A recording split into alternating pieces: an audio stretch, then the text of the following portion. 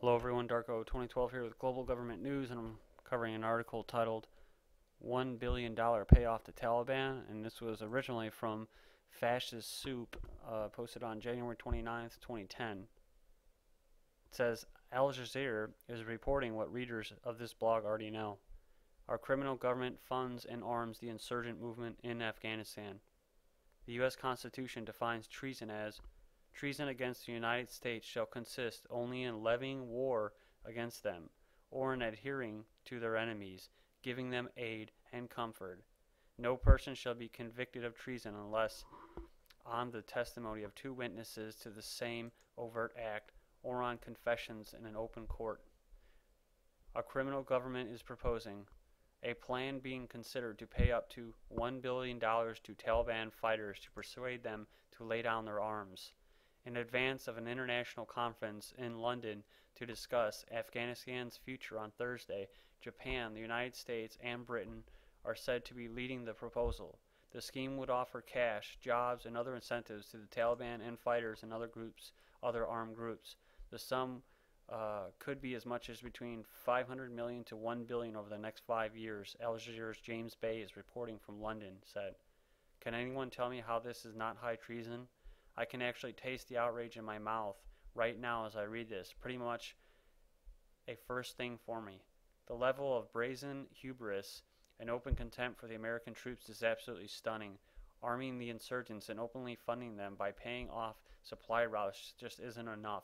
We need $1 billion in bribe money to ensure the war continues forever. And this isn't really a surprise to me either. I have a video that I just posted for anyone that hasn't watched it yet. It's called Underwear Patsy, a diversion to build up of warships near Yemen. And it's a 4-part video series, and I explain in it everything as far as Yemen, Al Qaeda, and how governments actually pay and fund the quote enemy. So, and I'm also not surprised because I included in there also the reason why and how they do it is because we also funded the Taliban back in the day when we were using them to get the Russians out of Afghanistan. So we funded the Taliban to fight the Russians to, quote, rid communism. But it was really to open the door so that the Western establishment could occupy that area.